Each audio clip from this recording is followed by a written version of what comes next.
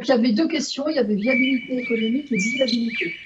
On va peut-être se consacrer plutôt à l'économie en disant que sur la viabilité, c'est quand même les éleveurs qui sont le mieux placés pour en parler. Et ce qu'on peut dire, comme ça je me débarrasse de la viabilité tout de suite, c'est quand on fait des enquêtes, c'est toujours les éleveurs qui ne pâturent pas, ils ont plein de freins au pâturage par rapport au travail. Alors que les éleveurs qui pratiquent le pâturage ont franchement plein d'arguments sur ce qu'on a dit tout à l'heure, sur il y a moins de repas à l'intérieur, il y a moins de curage, il y a moins de parage, il y a aussi le côté plaisir et tout. Et souvent les freins, oui, c'est dit par des gens en fait qui ont la peur, un peu ce que tu disais, ils n'ont pas fait. Ouais. J'ai des diapos, vous pourrez les regarder, mais je ne vais pas les présenter. Sur l'aspect économie, avant que je fasse ma présentation, quand même, la petite discussion avec Gilles, là, me dit qu'il faut quand même resituer ça dans le contexte. Aujourd'hui, on est dans un contexte, alors, avant la hausse du prix des intrants, mais on est dans un contexte où le prix du lait de chèvre est bien payé. Peut-être pas assez en bio, mais le prix du lait de chèvre en conventionnel est bien payé. Et aujourd'hui, faire produire du lait à des chèvres en mettant des concentrés, c'est quelque chose qui économiquement est viable. On va le voir, et c'est vrai qu'aujourd'hui, ça peut être aussi un frein à pratiquer le pâturage. C'est mon introduction. Juste 2-3 diapos sur. Donc là, en fait, je me suis appuyée. Le bandeau en bas, c'est Inosis, mais j'ai aussi utilisé des données coup de prod. Alors, je remercie aussi les collègues, soit des contrôles laitiers, soit des CIBAM, soit de Bio Nouvelle-Aquitaine, qui font des coups de prod. Donc, je suis désolée, je n'ai pas mis tous les logos. Donc, la première diapo, c'est donc juste pour vous montrer, je suis partie sur 224 élevages. Donc, j'ai travaillé sur les coups de prod. Donc, ces 224 élevages, c'est à peu près moitié-moitié, un petit peu plus de livreurs et des fromagers fermiers. Et sur les livreurs, là, sur les 57% de livreurs, on a dans l'échantillon 20% d'éleveurs qui pâturent. Et ce qui est à noter quand même, c'est qu'effectivement, les éleveurs qui pâturent, et c'est encore plus vrai dans nos zones de l'Ouest, mais les éleveurs qui pâturent, c'est d'abord des éleveurs en bio. Et c'est encore plus vrai chez nous, où les éleveurs, ils sont mis au pâturage en même temps que la bio. Ça va être moins vrai dans le sud-est, où les éleveurs, ils ont des prairies à valoriser, ils pâturent. Et puis aussi dans les zones AOP, où ils vont pas passer en bio. Et chez les fromagers fermiers, on est à peu près... là, le pâturage est beaucoup plus répandu. Alors, je ne me prononce pas sur est-ce que c'est... est-ce qu'il a une forte ampleur, mais il est beaucoup plus répandu. On voit que c'est pareil, il y a 60% de fromagers fermiers qui pâturent, 40% d'autres systèmes, et pareil, il y a une représentation assez forte des bio dans les systèmes. Voilà, donc ça c'est... Les fermiers sont plus pâturants. Ouais, les fermiers sont plus pâturants. Alors, il y a quand même un effet taille de troupeau, même, il faut dire ça, même si on verra tout à l'heure qu'on peut pâturer avec 500 chèvres. Et puis, il y a sans doute aussi le côté... j'ai une clientèle, on me renvoie comment vos chèvres sont élevés, donc après je pâture, voilà, je vais mettre en place du pâturage, alors c'est moins important. Donc on ne va pas lire tous les chiffres. Donc ça j'ai actualisé en fait, on peut refaire le guide, j'ai commencé à le réactualiser. Donc dans le guide il y avait des données économiques où on comparait, donc là c'est l'approche livreur, donc vous avez la colonne livreur pâturage, donc il y a 26 élevages, hein, et les autres livreurs, donc beaucoup plus d'élevages, 102 élevages.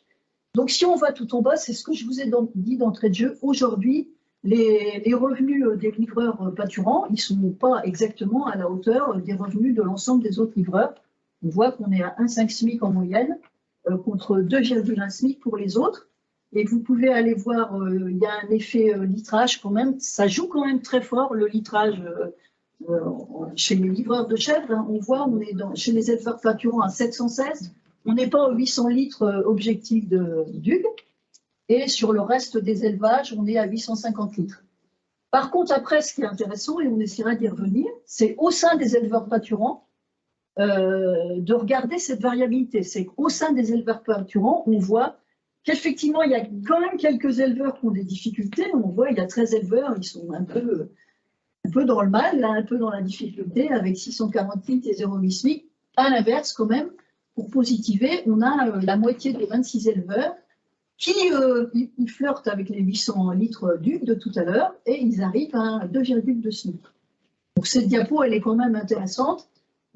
Au sein des pâturants, on peut laisser tomber les autres, mais de se dire, il y a des marges de manœuvre, quoi. Et je vous ai mis aussi en vert, là où il y a une vraie différence, c'est effectivement sur même si en moyenne, il n'y a pas, sur l'achat d'aliments, en fait, il est ramené au millilitre.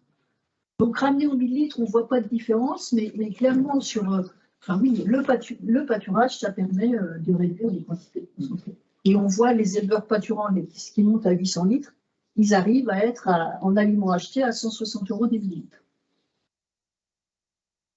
Et après, ce qu'on peut quand même rajouter comme commentaire sur cette diapo, on voit qu'on peut être un peu plus élevé sur les aspects fonciers ramenés au millilitre ou mécanisation. Donc, il y a l'effet lait par chèvre, mais il y a aussi quand même cet effet pour produire du lait au pâturage, je vais mobiliser, a priori, plus de surface.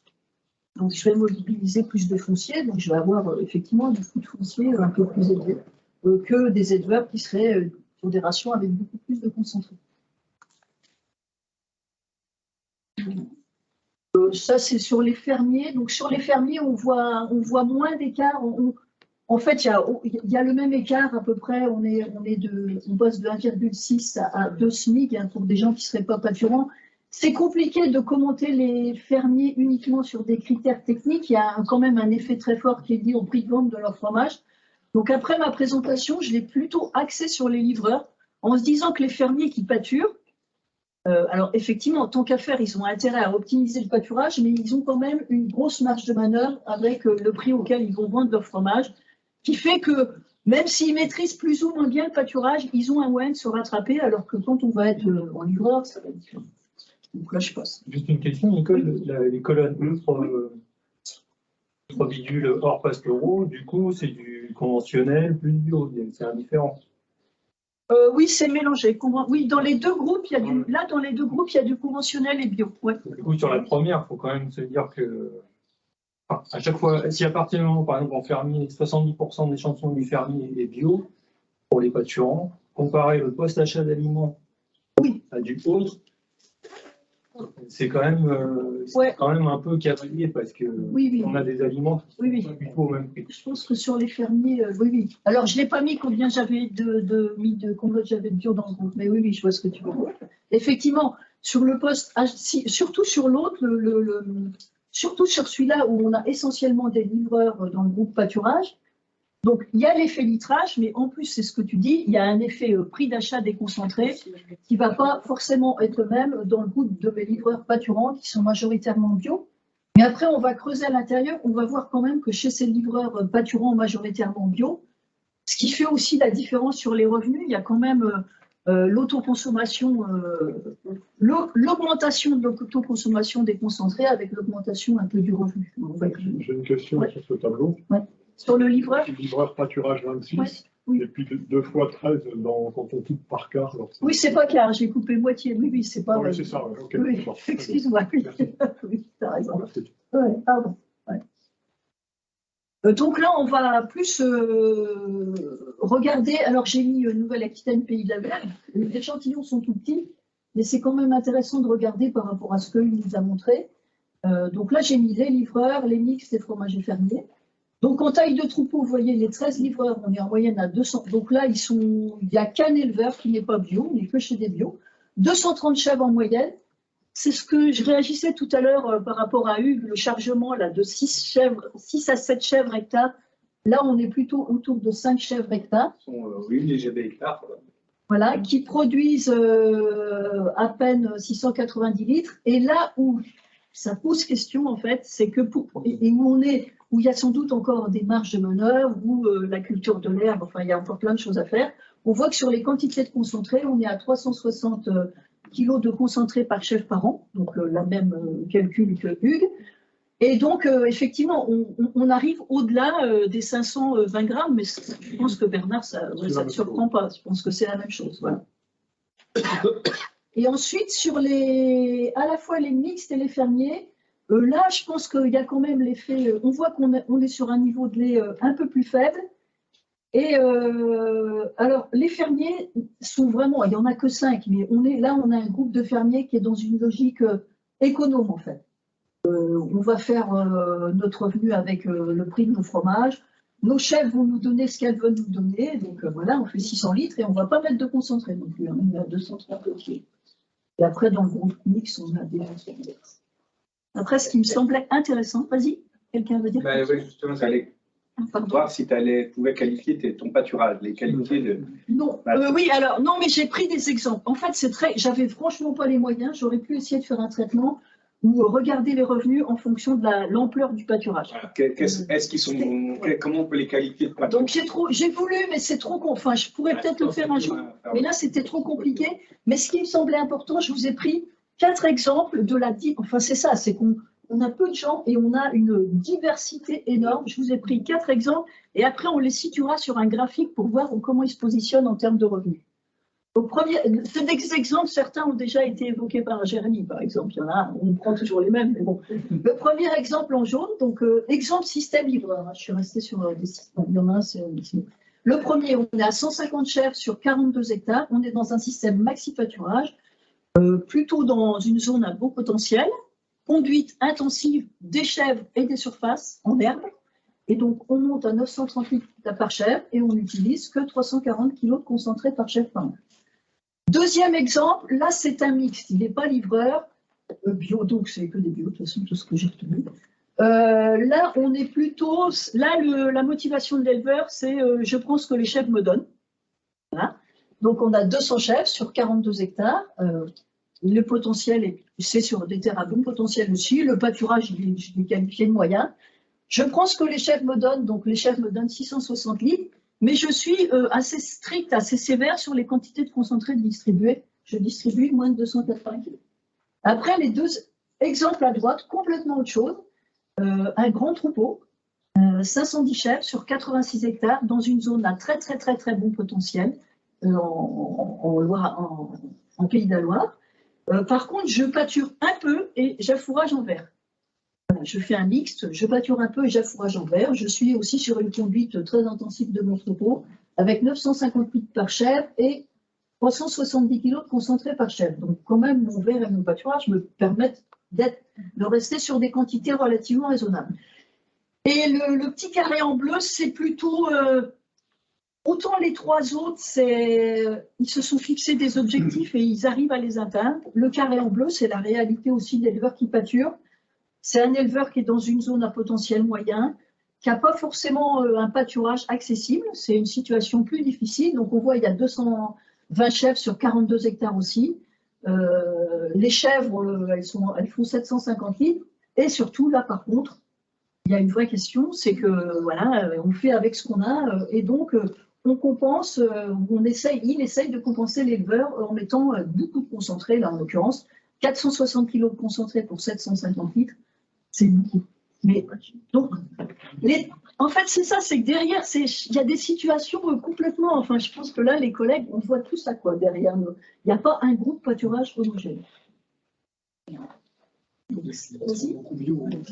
Ils sont tous bio, là, en tout cas.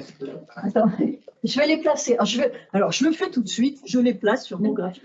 Vous savez s'ils gagnent de l'argent ou pas. Je reviendrai après. Alors, le graphique, ne criez pas, il est compliqué. Mais...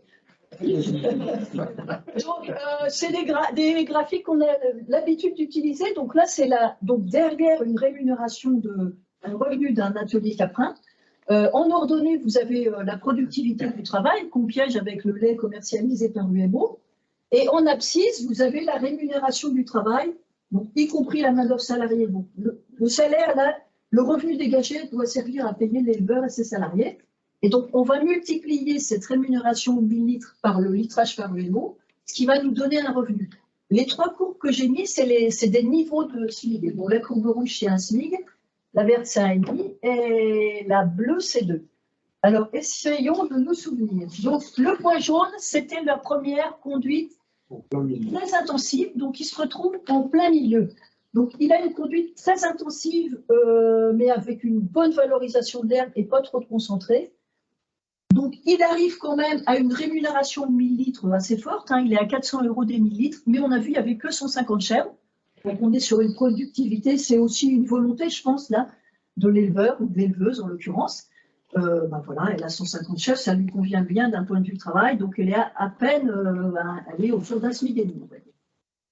Après, le point, alors il est tout au bout là-bas parce qu'en fait il est mixte, donc il ne rentre pas sur mon groupe. Le point vert était, je prends ce que les chèvres me donnent. Donc lui, clairement, il est clair quand il nous raconte comment il fait son revenu, cet éleveur. Je prends ce que les chefs me donnent. Je sais que ma productivité du travail, elle est toute petite, elle est à 40 000 litres. Et donc lui, il est allé chercher, il était livreur initialement. Il est allé chercher de la valeur ajoutée en transformant une partie de son lait. Il désaisonne aussi, même si c'est pas désaisonné et pâturant, on a vu, il nous l'a montré, c'est pas forcément le truc qu'on va faire en premier, mais il a vu une pratique de désaisonnement qu'il a gardée, donc ça amène un plus, donc il a un plus côté produit.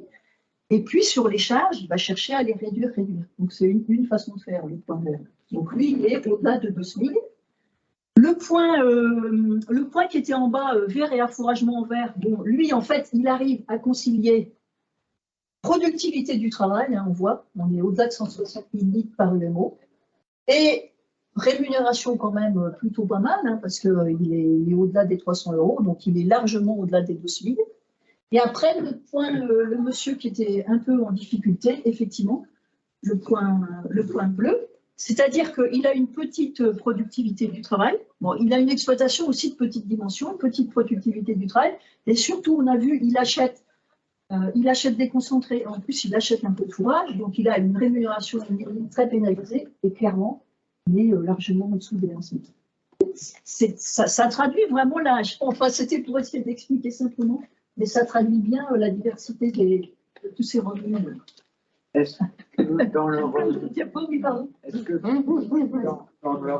leur performance technique et économique, les différents résultats passent par le degré d'autonomie qu'ils peuvent avoir ces 4 exemples? Alors, les 4 exemples, je vais le refaire sur la base entière, si tu veux bien.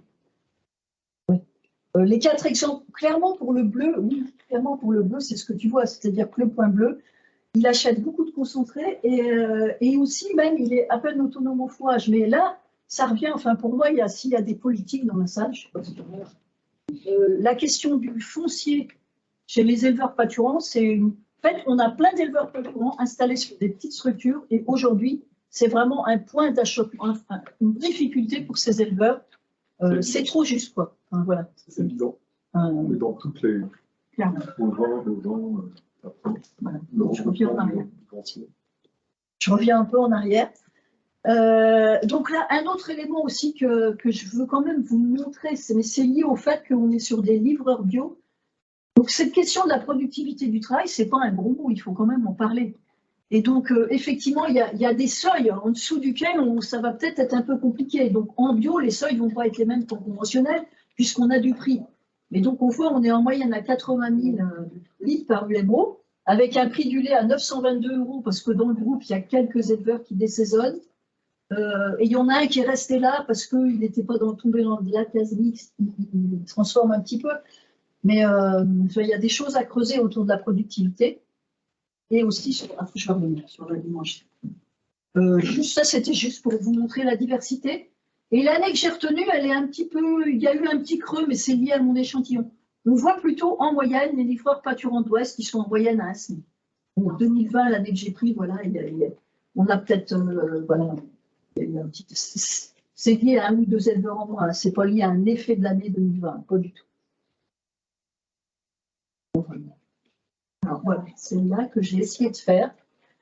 J'ai mis toutes mes années ensemble, parce que comme on n'a pas beaucoup de données, j'ai mis tous les livreurs ensemble de 2018 à 2021 et j'ai fait 3 colonnes pour essayer de ressortir des choses. Ceux qui dégagent moins d'1 SMIC, ceux qui dégagent entre 1 et 2 SMIC et ceux qui dégagent au-delà de 2 SMIC. Donc là, Philippe, on est sur des bios, quoi. Il n'y a quasi que des bios, hein, dans le groupe. Donc, dans ce qu'on voit, il y a quand même, vu de ma fenêtre, il y a quand même un effet lait par chèvre. Même si c'est individuellement, c'est peut-être pas toujours vrai, mais vous voyez, il y a une progression. On part à 620, on est à 680, on monte à 720. Et si on était commug à 800 litres, peut-être que voilà, on arriverait à être. Sur les concentrés par chèvre, il n'y a pas d'effet de la quantité de concentré par chèvre. Donc là, en quantité, on est à 400, sauf que dans un cas, on est à 400 pour produire 600 litres. Et tout au bout, on reste à 400, mais on produit beaucoup plus de lait. Et ce qu'il faut retenir là quand même, c'est qu'on est loin des objectifs que Hugues nous a présentés quand même. C'est-à-dire que Hugues, il nous a dit, je fais 800 litres avec 300 kilos. Donc ça veut sans doute dire que là, on accompagne. Enfin voilà, il y a. Alors, je pense qu'il y a des choses, c'est pas qu'en accompagnement, il y a aussi des potentiels. Il n'aime pas quand je dis ça, mais je pense que le potentiel de Lusignan, c'est pas le même potentiel que d'autres zones. Il y a sûrement des choses qui sont liées au contexte, le potentiel des terres, pardon, lié aux terres, mais il y a aussi sans doute des choses liées à la technicité. Et puis je termine, alors ça ne te répond peut-être pas complètement, alors la question de l'autonomie fourragère, effectivement, quand on est à moins d'un SMIC, on voit aussi le chargement là. Quand on est à moins d'un SMIC, on est à 5,8 chèvres hectares, mais ce n'est pas 5,8 chèvres hectares dans des terres à bon potentiel, c'est 5,8 chèvres hectares où c'est un peu juste et on peut être amené à acheter du fourrage, par exemple, dans ce truc-là. Et pour moi, en moyenne, quand toi tu dis 6 à 7 chèvres hectares, moi en moyenne, dans les groupes que je vois, c'est plutôt 4 à 5 chèvres hectares. Dans la zone Nouvelle-Aquitaine, peut-être Pays de la Loire, on peut monter un petit peu plus, mais Nouvelle-Aquitaine. Nous, c'est sur cette limite où on est et on voit par rapport au parasitisme aussi que cette limite, elle est peut-être haute. Ça tient encore pour le moment. Combien de temps, en fait, hein. Voilà, et juste tout en bas aussi, donc on est chez des bio, donc acheter des concentrés en bio, ça coûte cher, et on voit quand même, et là on va encore revenir sur la question du foncier, on voit que la part de céréales autoconsommées, elle progresse aussi avec le revenu des groupes qui progressent, elle progresse, et derrière, pour être à 70% de céréales autoconsommées, il faut aussi avoir une disponibilité en foncier. Est-ce que tu as quand même moyen de caractériser ces élevages-là sur un nombre de jours de pâturage ou non, là, je ne l'ai pas fait. Pour pouvoir, finalement, est-ce que ce sont réellement des vrais pâturants ou pas, en fait, ça. Tout à l'heure, dans les points que je vous ai montrés, là, je l'ai fait, mais en moyenne, je ne l'ai pas fait. Je veux dire, dans ce groupe-là, est-ce que j'ai réellement des vrais pâturants? Parce que le critère pâturant, je crois que c'est 90 jours. C'est 90 jours d'accès à l'extérieur, entre guillemets. Donc, c'est 90 jours d'accès à l'extérieur. Des fois, c'est du pâturage, des fois, c'est... C'est l'exercice. C'est dehors. C'est plutôt l'intention. Non, là, on les a vus tout à l'heure. C'est le pâturage. C'est plutôt pas pâturant. Proche du 1/3. Regardons. Sur les 90 jours d'un tiers des fourrages au pâturage, alors que toi, tu vas être sur 2 tiers. Ouais, pas forcément. Pas tout le temps, mais t'as quand même ça. Non, moi, je voulais réagir sur un truc, c'est vrai que c'est l'aspect foncier. Ouais. Il y a un truc évident, c'est que du coup, il y a moins de chefs par hectare de SFP ou de machin, et du coup, forcément, c'est plus simple pour l'autonomie. Ouais. Et ce qu'il ne faut pas perdre de vue aussi, d'autant plus si c'est des gens qui sont en bio et s'ils sont en état de conversion, c'est que du coup, les aides ne sont pas les mêmes. Aussi. Et en fait, dans tous les paramètres de revenus qui sont lus, aussi. Il faut vraiment être très très vigilant sur l'interprétation des aides. Et je te redis par rapport au graphique des ABAC, oui, je sais. D'autant plus quand on est à parler d'efficacité technique, on ne devrait pas montrer les rémunérations permises au millilitre. Mais moi, je ne parle pas d'efficacité technique. Mais là, on c'est ça le sujet. Quand même, c'est ça. Et du coup, on cherche à connecter l'économique à la technique. Et du coup, on ne devrait pas se fier à ce truc rémunération permise au millilitre, parce qu'on a toute la distorsion des aides. Les gens qui manipulent ça, ils le sentent. J'aurais du mal à l'expliquer, mais si quelqu'un qui va être en deçà en termes de productivité technique par chèvre, il y a un effet accordéon en fait sur les aides qui touchent. Et alors? Et bien du coup, ça leur remonte en fait au niveau de la rémunération permise. On a l'impression que du coup, le système en fait, on pourrait en fait aller trop vite en interprétation à dire lui, il fait son revenu en fait sur la rémunération permise, donc il est très bon, il est très efficace économiquement, et c'est pas grave en fait qu'il n'est pas productif au niveau du travail. Non, mais c'est pas. Oui, mais c'est pas ce que j'ai par exemple. C'est pas ce que j'ai dit. L'exemple que j'ai pris en l'occurrence, j'ai dit effectivement. Il avait du mal et donc il s'est donné de la valeur ajoutée. Donc ça, c'est pas. Il a trouvé un autre moyen. Ton exemple vert, il est très différent. Ouais, tu vois. Voilà. Mais souvent, ce qu'on peut voir, moi je me suis fait avoir quand même pendant pas mal d'années, dire oh ben ma foi, ça c'est très bien, c'est très fort. Mais en fait, derrière, quand tu fais des valeurs ajoutées, je vois ce que tu veux dire. C'est des systèmes qui techniquement sont pas efficaces. Oui, mais est-ce que si tu veux, on peut s'empêcher parce que là, on est dans une analyse de revenus. Donc, soit on dit on est dans une analyse que technique. Et donc, si on est dans une analyse que technique, on va conclure il faut faire 800 kilos de lait avec Prends une 300 pack, kilos de Prends une concentré. pack où il n'y a plus de maintien bio, et puis là, tu vas voir où il finit dans 5 ans. Ouais. C'est pour ça que je Oui, c'est Oui, l'autonomie dans ce économique sens-là. hein, des systèmes. Oui. J'entends, oui, c'est vrai, sur les aides. Alors, je pense que dans les deux groupes de gauche et de droite, ce serait facile de mettre la SAU par UMO, et j'insiste, SAU, parce qu'en fait, on regarde SFP, Oui, je suis et d'accord. effectivement, si on est à 5,8, c'est sans doute qu'on manque de SFP, et si on est à 4,5 de l'autre côté, c'est sans doute qu'on a de l'amplitude de SFP. Et en plus, on a de l'autoconsommation. Et probablement même qu'il y a des cultures de vente dans le groupe de droite, alors qu'il n'y en a pas du tout dans le groupe de gauche. Clairement, j'ai une diapo là-dessus où pour moi, voilà, on revient toujours à cette question de L'autonomie foncier. alimentaire. Le polyculteur-éleveur, il peut faire tout ce qu'il veut. Donc aujourd'hui, il peut rester en système paille concentré, c'est son problème. Il va faire des coûts en vendant ses céréales, ou il peut être. Il a toutes les marges de manœuvre pour être autonome à 100%, pour ça en bio. Oui, c'est lui qui a le Si tu peux rajouter ta ligne SAU par UMO exploitant Je suis d'accord. dans le début du tableau, je pense que ça peut aider aussi à clarifier ou plus bas, peu importe. Ouais, non, mais t'as raison. Ça peut servir à clarifier le truc et aussi à catégoriser un petit peu les systèmes. Au niveau spécialisation. C'est drôle parce qu'on est en train de faire un travail sur l'autonomie protéique dans le cadre de Cap Protéines. Et en fait, au départ, on était parti sur une entrée faut que j'arrête. Sur une entrée système alimentaire. Et en fait, donc c'est national le truc, mais en discutant avec les collègues, on a remis cette entrée en fait, de dire tout le monde, on n'est pas tous égaux. Et entre un type qui a 30 hectares où il peut faire que de l'herbe et un autre qui a 100 hectares, il peut faire tout ce qu'il veut. Et donc, on a refait une entrée herbagée, polyculteur éleveur et tout ça. Et clairement, vous avez raison, les marges de manœuvre des uns et des autres ne sont pas du tout les mêmes. Donc là, qu'est-ce que j'ai remis alors oui, même si Philippe, j'entends, je vais refaire le truc valeur ajoutée, j'ai entendu que tu me l'as déjà dit. Des repères quand même en bio. Donc là, on est plutôt sur des livreurs pâturants bio. Dans notre zone, des livreurs pâturants pas bio, voilà, il n'y en a pas. Sur la productivité du travail, il y a quand même des seuils, c'est-à-dire que là, ça rejoint un peu. J'ai mis au moins 80 000, mais j'aurais peut-être pu mettre 100 000 litres par mémo, quoi. En dessous, ça va être très dur. Ou en dessous, il va falloir imaginer de passer de livreur à transformer une partie de son lait. On ne va pas y arriver, quoi. On va vraiment avoir du mal. Donc, il faut quand même regarder ça. Donc, cette rémunération permise, où là, on pourrait remettre un autre critère, valeur ajoutée, mais dans le schéma, on le voyait bien. C'est-à-dire qu'on voyait qu'en dessous de 300, tous les gens qui sont en dessous de 300 € par 1000 litres, alors je pourrais en faire un avec valeur ajoutée parce qu'il y a des aides, mais tous ceux qui sont, vous voyez, ils sont quasi tous en dessous de la courbe rouge. À moins de 300 € par 1000 litres, ouais, voilà, donc ça donne une idée pour des gens qui feraient des coûts de, pour les collègues qui font des coûts de production. Sur la productivité du travail, ça se traduit en nombre de chefs par UMO. Là, j'ai pas trop mis grand-chose parce que je me dis, bon voilà. Mais là, derrière, il y a surtout le lait par chèvre. Et donc, au moins 700 litres, voire 800 litres, on est d'accord, hein, ce que dit, je suis d'accord, j'ai mis au moins 700 litres.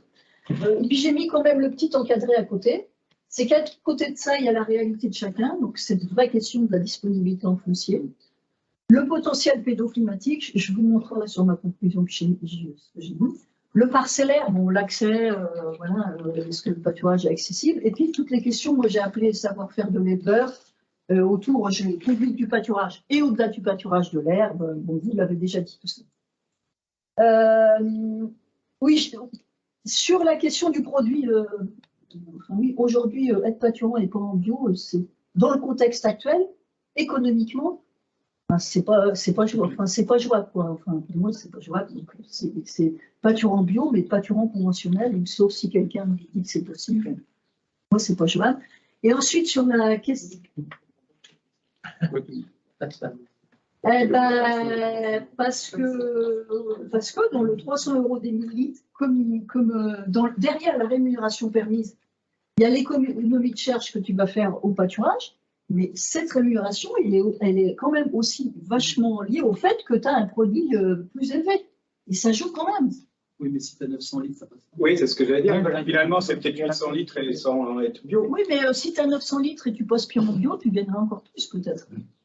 Oui, il faut voir. Ça se calcule, ça. Dans le contexte, je vous ai dit, parce qu'on n'est pas dans un contexte de crise où le prix du lait est bien payé. Donc aujourd'hui, le contexte, dans un contexte comme ça, le système où tu fais, enfin, il fonctionne, quoi. Le système où tu as une conduite intensive, où tu fais appel à des intrants, il fonctionne. En chaîne, il fonctionne. Oui, mais si tu es en pâturant, tu fais du lait, ça ne fonctionnera pas. Est-ce que tu es sûr que... Ouais, je suis pas sûr. Bah, c'est à discuter. Ouais, c'est la contrainte dans le travail, hein, parce que bio, c'est une contrainte aussi. Philippe? Moi, c'est sur autre chose que tu relèves. Je dirais que sur la productivité du travail, il ne faut pas oublier que ça peut se monter par la productivité technique. Si j'ai 200 chèvres, au lieu qu'elles soient à 600, si elles sont à 800, la productivité du travail, elle est meilleure. Pour moi, c'est classique. Parce que vite, ça peut être perçu comme, genre, il faut plus de nombre de chèvres, enfin, il faut plus de chèvres par bonhomme. Non, clairement non. Non, mais clairement, c'est pour ça que dans le nombre de chèvres, j'ai rien mis. Et surtout, se dire en bio, je vais gagner de la productivité. Enfin, je me souviens avoir des discussions avec des éleveurs du CIBAM, effectivement, ils sont sur des petites surfaces, ils sont un peu limites. Donc, ils intègrent bien qu'en productivité, par UMO, ils sont limités, mais de se dire, je vais mettre un peu plus de chèvres, sauf que là, on va droit dans le mur, c'est-à-dire que je mets un peu plus de chèvres dans un foncier limité, et alors là, c'est pas possible. Donc oui, là, clairement, j'ai pas mis de chiffre en haut. La productivité du travail, ça se fait d'abord par l'amélioration du lait par chèvre, hein, clairement. Et après, j'ai mis sur les questions charges, donc moins de 400 kg, mais on pourrait mettre moins de 300 kg, puisqu'il y arrive. Je suis d'accord, moins de 300 kg. À moduler, voilà. Et le fait de produire ces concentrés, mais là, c'est plus par rapport à la question du bio, en fait. Je suis en bio, j'ai intérêt là. Oui, mais c'est quelque chose qui reste quand même mentionnel. Oui. Et donc, mon chargement, il est plus faible, il est plus 4 à 5 chèvres. Hectares de surface. Là, de surface Capri, là, je parle bien. Donc, autoconsommation. Autoconsommation comprise, là. 4 à 5 chèvres, autoconsommation comprise. Pour des métails à 30 quintaux, tu vois. Voilà, pour des métails à 30 quintaux. 80% d'autonomie alimentaire. Oui, voilà. Alors, ça, c'est une moyenne, sachant que ceux qui ont une autonomie plus avancée, tant mieux. Si c'est performant, je ne sais plus où j'en suis, il peut aller dans tous les sens, mais c'est pas grave. Non, bon, ça, je le pose. Mais qu'est-ce que je voulais dire? Ma conclusion, alors. Oui, j'avais quand même fait, si, quand même, ça. Ce que je m'étais dit, mais finalement, c'est beau. Mais c'est lié au fait que, dans le contexte actuel de très forte hausse du prix des intrants, effectivement, on se dit, en pâturage, ça va être mieux parce que... Alors, en théorie, je fais ça. Si je le fais en théorie, oui, ça va être mieux parce que si je le fais sur un catip, mon catip, il fait quand même du lait, il utilise moins de concentré et il utilise moins de carburant et il n'utilise pas d'engrais, bon, il est en bio. Donc, sur mon catip théorique, c'est mieux. Je le fais là sur mes moyennes. J'applique ça. Alors, j'applique une hypothèse. Comme à IDEL, maintenant, on n'ose pas poser une seule hypothèse. Donc, c'est nouveau, on pose 2 hypothèses à chaque fois. Il fait hausse du prix. Donc, sur l'aliment acheté, plus 20, plus 40. Sur le carburant, plus 54, plus 83. Sur l'engrais, plus 72 et plus 300. Ça ne va pas trop nous concentrer dans le reste. Alors là, j'ai pris, c'est national ce que je vous montre. Donc on voit, dans le national, il y a quelques éleveurs qui ne sont pas bio en pâturant, donc il y a un tout petit peu d'engrais. Mais comme cette approche, elle est toujours ramenée, elle est quand même ramenée aux 1000 litres, et qu'on a vu que le lait par chèvre de mon groupe, il est pas en 800 litres. Finalement, l'un dans l'autre, ça commence à s'écarter sur l'hypothèse haute, où on voit que là, les engrais, ça fout le bazar dans les systèmes utilisateurs d'engrais. Mais sur l'hypothèse basse, ramener au 1000 litres, ça ne change pas grand-chose entre les livreurs pâturants tels qu'ils sont aujourd'hui, avec des systèmes plus ou moins optimisés, et les autres livreurs tels qu'ils sont aujourd'hui, avec des systèmes plus ou moins optimisés. Donc on voit effectivement, il y a un peu moins de concentré, mais j'imaginais voir quelque chose de plus différent. Mais c'est lié, en fait, c'est lié parce qu'on travaille sur des données réelles. Qui aujourd'hui, il y a encore plein de boulot d'accompagnement. Si on le fait en approche très théorique, on ne va pas avoir ça, effectivement. Est-ce que tes lots sont aussi hétérogènes au départ? Il y a une grande hétérogénéité. Ah oui, de l'autre côté aussi, oui. Mais je pense que comme mon lot il est plus petit, j'ai l'impression qu'elle est encore plus grande, l'hétérogénéité. Donc, je finis. Donc aujourd'hui, on est en moyenne avec un revenu en dessous quand même de celui des autres systèmes. Alors juste, sans faire de syndicalisme, mais comme il y a un monsieur derrière qui a dit que le prix du lait bio n'était pas assez cher. Donc aujourd'hui... Tu peux le dire, j'ai dit l'énergie n'est C'est pas moi très qui ai dit chère. ça. Non, c'est moi qui ai dit ça tout à l'heure. Qui a dit ça? Et donc aujourd'hui, si aujourd'hui le groupe d'éleveurs là, des 26 des éleveurs de Nouvelle-Aquitaine, si on veut que tous les éleveurs dégagent de SMIC, il faut que le prix du lait monte à 1,10 €, 1,20 €. Mais après, on peut aussi répondre qu'il y a des éleveurs qui ont des marges de manœuvre. D'accord. Il faut être à 1,10 €, 1,20 € en moyenne. Voilà, je ne vais pas le dire. Donc, une forte variabilité de revenus, dégagée de SMIC et plus, on a vu que c'était possible, sous condition, quand même, on n'est pas égaux et les éleveurs ne sont pas là, mais vaut mieux être à Derval, j'ai vraiment des éleveurs en tête qu'à Boismé. Surtout qu'à Boismé, en plus, on a moins de terre qu'à Derval. On a en plus, au-delà du potentiel de sol qui n'est pas le même, on est installé sur des plus petites structures, donc avec suffisamment de foncier. Et là, c'est l'hiver de la guerre quand même. Et c'est quand même plus facile d'être pâturant en polyculture éleveur que d'être pâturant en système herbagé avec 5 hectares. Puis après, vous l'avez déjà dit, le reste, heureusement. Donc il y a encore plein de choses à faire.